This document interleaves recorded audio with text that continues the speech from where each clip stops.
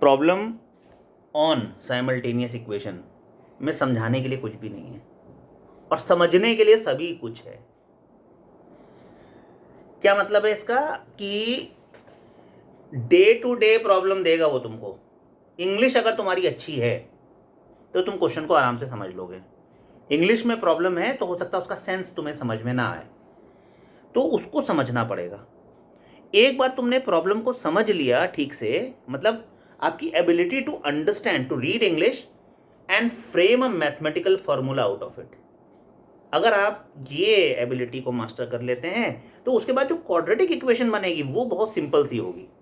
हो सकता है इक्वेशन रिड्यूसिबल टू क्वाड्रेटिक भी महंगी, मतलब भारी बन जाए उसको, लेकिन जब आप सिंप्लीफाई करके क्वाड्रेटिक इक्वेशन लाएंगे तो वो एक सिंपल सी इक्वेशन बनेगी जो बड़े आराम से सॉल्व हो जाएगी। और कंडीशन लगाते हुए कि अच्छा 8 बल्ब की 12 बल्ब, 8 नहीं हो सकती क्योंकि उसने कहा 10 और मोर, तो कंडीशन लगाते हुए कोई भी कंडीशन जो भी दी होगी उस पर्टिकुलर क्वेश्चन में लगाते हुए आपको आंसर मिल जाएगा। तो बेसिकली आपको क्वाड्रेटिक इक्वेशन की प्रॉब्लम वाले जब क्वेश्चन करने हैं तो आपको क्या सजेस्ट है, एक पैराग्राफ के रूप में हर इस चैप्टर में शुरुआत में दिया रहता है हमेशा कि भैया quadratic equations are used to solve a number of world problems in our day to day life and it involves 2 steps.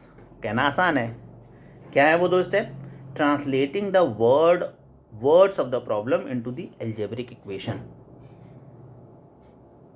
तो मतलब इंग्लिश समझकर उसकी मैथमेटिकल स्टेटमेंट बनानी है, वो आ जाएगी इक्वेशन रिड्यूसिबल टू क्वाड्रेटिक। वो ही पहुंचना मुश्किल है, बस एक बार वो आपने कर लिया तो solve the resulting reducible to quadratic to a quadratic equation and hence solve the quadratic equation. तो आसान है, वो तो आप अभी करते हुए आया है क्वाड्रेटिक इक्वेशन, जब आप करते रहे हैं तो इसको सॉल्व करने के लिए आपको क्या स्ट्रैटेजी लगानी पड़ेगी? Due to wide variety of applied problems, there is no single solving technique that works in all the cases.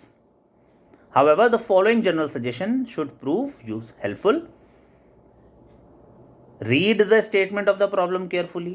अब रातों रात आप अपनी इंग्लिश नहीं सुधार सकते, तो ये तभी बचपन से टीचर कहते हैं, पेरेंट कहते हैं बेटा रीडिंग हैबिट डालो, रीड करो। कॉमिक रीड करते हैं, मम्मी समझ में नहीं आता। देखा ना बेटा, कॉमिक समझ में नहीं है इसलिए क्वेश्चन नहीं समझ में आएगा तुम्हें। तो क्या करें, कॉमिक पढ़ना शुरू कर दें? नहीं भैया, क्वेश्चन ही पढ़ो और समझने की कोशिश करो। ये ऐसी चीज़ है जो आपकी रीडिंग हैबिट के साथ ही कल्टीवेट होगी। तो read the statement of the problem carefully and determine what quantity और क्वांटिटीज मस्ट बी फाउंड, तो उसको एक्स मान लो।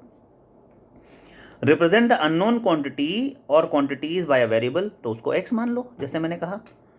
Determine which expressions are equal, देखो कि क्या किसके बराबर दिया हुआ है, तो जो जिसके बराबर दिया हुआ है write an equation or equations and then reduce it to the lowest यानी simple quadratic equation and then simplify the quadratic equation. इतनी सी बात है। तो क्वाड्रेटिक इक्वेशन को बेसिकली सॉल्व करने के लिए हमें अपनी भाषा पे पकड़ मजबूत होनी चाहिए। तो भाषा पे पकड़ मजबूत, अभी भी कुछ गया नहीं है, आप बहुत सारा पढ़ना स्टार्ट कर दो, भाषा पे पकड़ मजबूत हो जाएगी।